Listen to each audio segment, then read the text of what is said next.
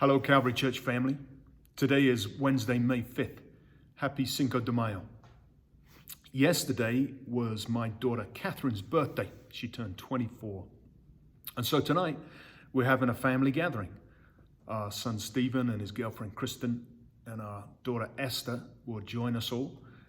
And there'll be something extra special about tonight's gathering. Although we've got together over the last year, we've been careful because of COVID.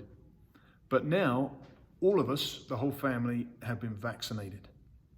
And so, we're going to take off the masks. We'll be able to fully embrace. I'm so excited about hugging my children for the first time in over a year. There's a sense of freedom as I anticipate tonight's festivities. Throughout the course of COVID-19, I and the other leaders here at Calvary have sought to lead by prioritizing our Christian values. We've asked these guiding questions: what is faithful, pleasing, and honoring to the Lord? And what is wise, meaningful, and possible for our shared life together? Many scriptures have shared our common practices. For instance, this from Philippians 2, 3 through 5. Do nothing out of selfish ambition or vain conceit. Rather, in humility, value others above yourselves, not looking to your own interests, but each of you to the interests of the others. As Christians, we seek to model our lives on the life of Jesus Christ. His life is one of self-sacrifice, of laying aside his own privileges in order to serve others. We are called to that same self-sacrifice.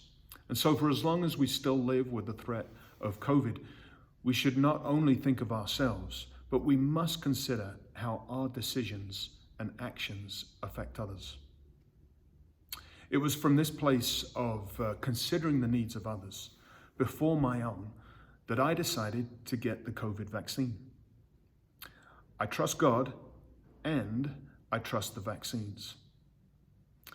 It's been almost 4 weeks since I had the second shot of the Pfizer vaccine.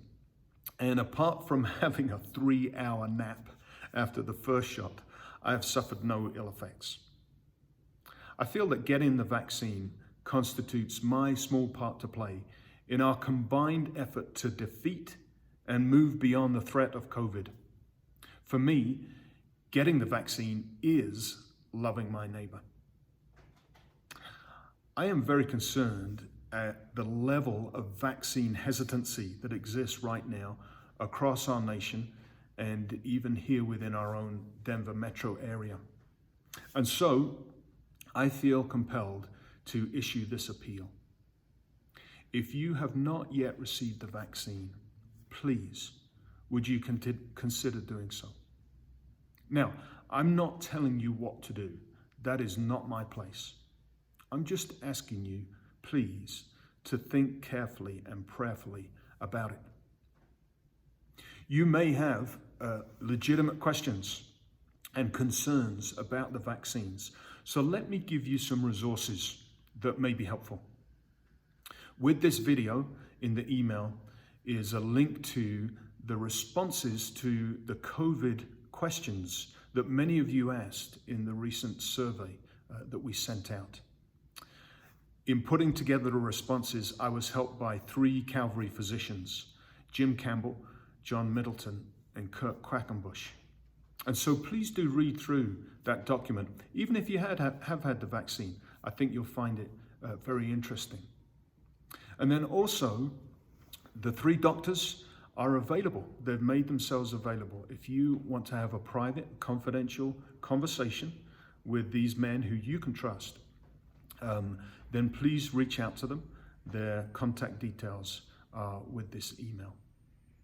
I would also love to hear from you. If you have questions for me, if there are things you want me to hear, please give me a call. The more of us who become vaccinated, the closer we will move towards herd immunity. We will be doing our part to defeat COVID and help our communities and economies open up. And here at Calvary, we will move closer to the time that we can remove the masks. We can see the smiles on each other's faces. We can fully embrace as we share the peace of the Lord.